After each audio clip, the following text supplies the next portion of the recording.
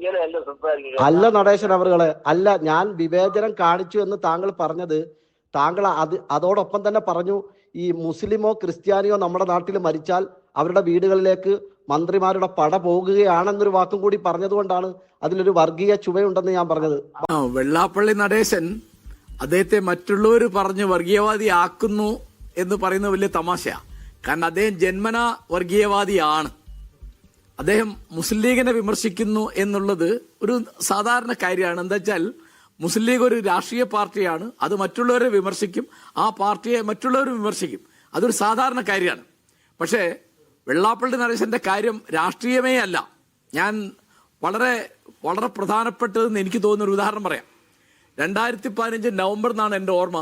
കോഴിക്കോട്ട് ഒരു auto driver, Naushad എന്നാണ് ആ ചെറുപ്പക്കാരൻ്റെ പേര്, അദ്ദേഹം ചായ കുടിച്ചുകൊണ്ടിരിക്കുമ്പോൾ അദ്ദേഹത്തിന് കണ്ടിട്ടും കേട്ടിട്ടും പരിചയമില്ലാത്ത ആരാന്നറിഞ്ഞൂടാത്ത 2 പേര് മാൻഹോൾ ആൾനൂഴിയിൽ വീണുപോയി എന്ന് മനസ്സിലാക്കിയിട്ട് അവരെ രക്ഷിക്കാനുള്ള ശ്രമത്തിൽ മരിച്ചുപോയി.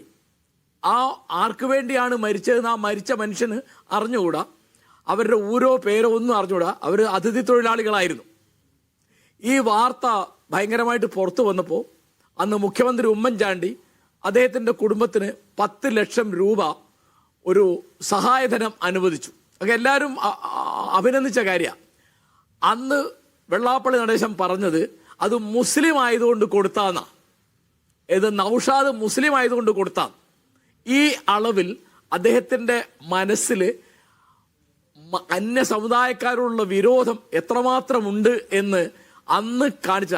നൌഷാദ് മുസ്ലിം ലീഗ് അല്ലല്ലോ, നൌഷാദ് മലപ്പുറത്തുമല്ല, കോഴിക്കോട്ടുകാരനാ. നൌഷാദ് ആയിപ്പോയി, മുസ്ലിം ആയിപ്പോയി എന്നുള്ളതാണ് അദ്ദേഹത്തിന്റെ പ്രശ്നം. ഹലോ, ശ്രീ വെള്ളാപ്പള്ളി നടേശൻ ഉണ്ടോ? ഹസനാണ്, സൗദി അറേബ്യയിൽ നിന്നാണ് വിളിക്കുന്നത്. ഞാൻ രാവിലെ വിളിച്ചിട്ടുണ്ടായിരുന്നു. ഇപ്പോൾ ഈ മലപ്പുറത്ത് പോയി സംസാരിച്ചതും അതിനെ തുടർന്ന് വന്ന വിവാദങ്ങളിലും ഒക്കെ നിറഞ്ഞു നിൽക്കുകയാണല്ലോ. അപ്പോൾ ഞാൻ ഒരു മുസ്ലിം വിരുദ്ധനല്ലെന്നും മുസ്ലിങ്ങളുമൊക്കെ ആയി നല്ല രീതിയിൽ സഹകരിച്ചു പോകുന്ന ധാരാളം മുസ്ലിം സ്നേഹിതരൊക്കെ ഉള്ള ഒരു പൊതുപ്രവർത്തകനാണ് എന്ന് താങ്കൾ ഇന്നലെ നാഷണൽ ലീഗിൻ്റെ നേതാക്കളുമായി ചേർന്നുകൊണ്ടുള്ള വാർത്താ സമ്മേളനത്തിൽ പറയുകയും ചെയ്തു. അപ്പോൾ എന്നെപ്പോലുള്ളവർക്ക് മനസ്സിലൊരു സംശയം നിലനിൽക്കുന്നുണ്ട്. താങ്കൾ നടത്തുന്ന ഈ മുസ്ലിം സ്നേഹമെന്ന് പറഞ്ഞ് നടത്തിയ ഈ വാർത്താ സമ്മേളനത്തിൽ എന്തെങ്കിലും കാപഢ്യമുണ്ടോ എന്നൊരു സംശയത്തിനുള്ള കാരണം, ഒരു 9 വർഷം മുമ്പ് അന്ന് നടേശൻ അവറുകൾ നിങ്ങളുടെ ഒരു വേദിയിൽ പ്രസംഗിച്ചപ്പോൾ പറഞ്ഞത്, ഈ ഒരു കോഴിക്കോട് ഒരു നൌഷാദ് ഇങ്ങനെ മാൻഹോളിൽ വീണ് മരിച്ചു, അദ്ദേഹത്തിന് സർക്കാർ 10 ലക്ഷം രൂപ കുടുംബത്തിനും ഭാര്യയ്ക്ക് സർക്കാർ ജോലിയും കൊടുത്തു. അതുപോലെ തന്നെ കേരളത്തിൽ എവിടെയെങ്കിലും ഒരു മുസ്ലിമോ ക്രിസ്ത്യാനിയോ മരിച്ചാൽ അവരുടെയൊക്കെ വീടുകളിലേക്ക് മന്ത്രിമാരുടെ പടയാണ് പോകുന്നത്. നമ്മൾ ആരെങ്കിലും മരിച്ചാൽ പട പോയിട്ട് ഒരു പട്ടി പോലും വരില്ല എന്നും പറഞ്ഞു. അപ്പോൾ അങ്ങനത്തെ പരാമർശം നടത്തി, ആ പരാമർശം ഇപ്പോഴും അന്തരീക്ഷത്തിൽ നിലനിൽക്കുന്നുണ്ട്. താങ്കൾ എപ്പോഴെങ്കിലും അതൊരു അപക്വമായ പ്രതികരണമായി പോയി അല്ലെങ്കിൽ ഒരു ആവേശത്തിൽ പറഞ്ഞതായി പോയി എന്ന് പറഞ്ഞ് എവിടെയും തിരുത്തിയിട്ടില്ല. അങ്ങനെയുള്ള വെള്ളാപ്പള്ളി നടേശൻ അവറുകൾ വീണ്ടും നമ്മൾ മലയാളികളുടെ മുമ്പിൽ വന്ന്, മതേതര സമൂഹത്തിന് മുമ്പിൽ വന്നിട്ട് ഞാനൊരു മുസ്ലിം വിരോധി അല്ല എന്ന് പറഞ്ഞാൽ എന്നെപ്പോലുള്ളവരുടെ ഉള്ളിൽ ഒരു സംശയം ബാക്കിയാവുകയാണ്. അപ്പോൾ അതിനകത്ത് എന്തെങ്കിലും അങ്ങനെ ഒരു സംശയം ഞങ്ങൾക്ക് വന്നാൽ ഞങ്ങളെ കുറ്റം പറയാൻ പറ്റുമോ? സംശയത്തിന് മറുപടി പറയാൻ എനിക്ക് അവസരം തരണം. അന്ന് കോൺഗ്രസ് മന്ത്രിസഭയുടെ കാലത്താണ് നൌഷാദ് മാൻഹോളിൽ ചേർന്ന് മരിച്ചപ്പോൾ ആ നൌഷാദിന് പൈസ വാരിക്കും ജോലിയും കൊടുത്തപ്പോൾ അതേ മാൻഹോളിൽ മരിച്ച മറ്റുള്ളവർക്ക് കൊടുക്കാതിരുന്നതിനുള്ള ആ വിവേചനമാണ് ഞാൻ പറഞ്ഞത്. മാത്രമല്ല, ആ മാൻഹോളിൽ മരിച്ച മറ്റുള്ളവർക്ക് കൊടുക്കാതിരിക്കുകയും സർക്കാർ ആ വിവേചനം കാണിച്ച് ശരിയായില്ല എന്ന് പറയുന്നു എന്ന് മാത്രമല്ല, ഞാൻ ആ മറ്റു കൂടെ വന്ന് മരിച്ചവർക്ക് ഞാൻ സാമ്പത്തിക സഹായം ഞാൻ കൊടുക്കുകയും ചെയ്തത്.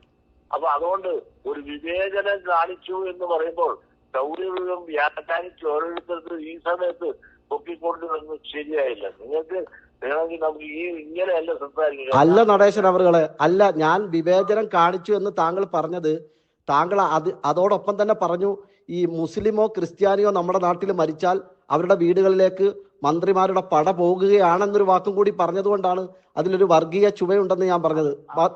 മാത്രമല്ല, നടേശൻ അവറുകളുടെ ശ്രദ്ധയിൽ വന്നിട്ടുണ്ടോ ഈ അടുത്ത കാലത്ത് നമ്മുടെ അർജുന്റെ ഭാര്യ മരണപ്പെട്ടു, അതുപോലെ തന്നെ ഈ വയനാട്ടിൽ ഒരു ശ്രുതിയുടെ എല്ലാ ആളുകളും മരിച്ച സമയത്ത് ഈ 2 പേർക്കും സർക്കാർ ജോലി കൊടുക്കുകയും നമ്മളവരെ ചേർത്ത് പിടിക്കുകയും ചെയ്തു. അവർ ഹിന്ദുക്കളാണ്, അവരുടെ കുടുംബക്കാരൊക്കെ ഹിന്ദുക്കളാണ്. കേരളത്തിലെ ഏതെങ്കിലും ഒരു മുസ്ലിം സമുദായത്തിന്റെ നേതാവോ അല്ലെങ്കിൽ ക്രൈസ്തവ നേതാക്കൾ ആരും പറഞ്ഞില്ല അത് അതിനകത്ത് അവരുടെ മതം പറഞ്ഞില്ല.